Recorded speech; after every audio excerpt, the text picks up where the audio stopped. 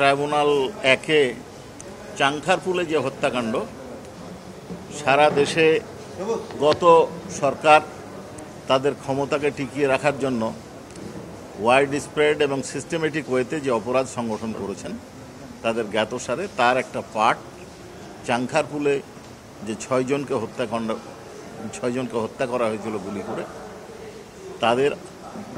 যাদের 8 জনের বিরুদ্ধে তদন্ত প্রতিবেদন দাখিল করা হয়েছে এবং পরবর্তীতে ফর্মাল চার্জের প্রেক্ষিতে অনারেবল ট্রাইব্যুনাল 1 কগনিজেন্স নিয়েছেন। তাদের আজকে অভিযোগ গঠন শুনানির জন্য দিন ধার্য ছিল। অভিযোগ গঠন শুনানিতে প্রসিকিউশনের পার্ট সেটা অনারেবল চিফ প্রসিকিউশনের পার্ট বলেছেন ডিফেন্সের পক্ষ থেকে সময়ের আবেদন করা হয়েছে এবং অনারেবল ট্রাইব্যুনাল সন্তুষ্ট চিত্তে মঞ্জুর করেছেন, অ্যাডজর্নমেন্ট দিয়েছেন এবং আগামী 3রা জুলাই দিন ধার্য করা হয়েছে। প্রথম শুনানি আসলে আপনারা তো এইখানে অনেক দিন থেকে বিট করছেন, তবে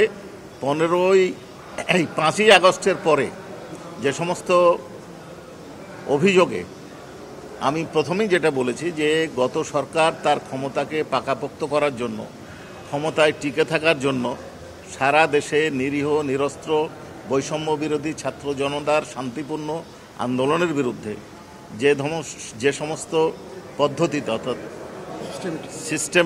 সিস্টেমে ওয়াইড সারা দেশব্যাপী যে সমস্ত অপরাধ সংগঠন করেছে তার একটা পার্ট হচ্ছে চাংখারপুলে 6 জনকে গুলি করে হত্যা। সেইটারই আজকে চার্জ হিয়ারিং ছিল। চার্জ হিয়ারিংয়ের আগের প্রসিডিওর হচ্ছে ইনভেস্টিগেশন রিপোর্ট হয়েছে, তারপরে ফর্মাল চার্জের প্রেক্ষিতে কগনিজেন্সও হয়েছে।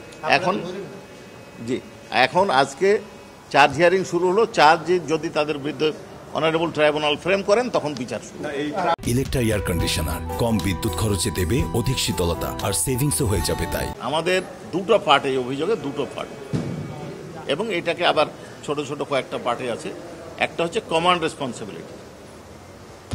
পুলিশ কমিশনার, সহকারী পুলিশ কমিশনার, ওসি সাহেব এরা নির্দেশ দিয়েছে, এরা হচ্ছে নির্দেশদাতা, কেউ ফ্যাসিলিট করেছে, সুযোগ করে দিয়েছে। এরা হচ্ছে কমান্ড রেসপন্সিবিলিটির আসামি, আর বাকি 3জন সরাসরি গুলি করেছে। এই তো চার্জ ফ্রেম করার জন্য আবেদন করেছি, অভিযোগ গঠনের জন্য। যে ধারায় আমরা ফর্মাল চার্জ দাখিল করেছি আন্তর্জাতিক অপরাধ ট্রাইব্যুনাল, আমরা চার্জ ফ্রেম করার জন্য আবেদন করেছি। আবেদন মানে আমরা শুনানি করে বলেছি যে ফ্রেম না হওয়ার মতো কোনো কারণ নাই। আছে আমাদের কাছে আছে সাক্ষীদের সরাসরি যারা ঘটনা দেখেছেন তাদের জবানবন্দি আছে, ভিডিও রেকর্ডিং আছে, পত্রপত্রিকার বক্তব্য আছে, সবই আছে আমাদের কাছে।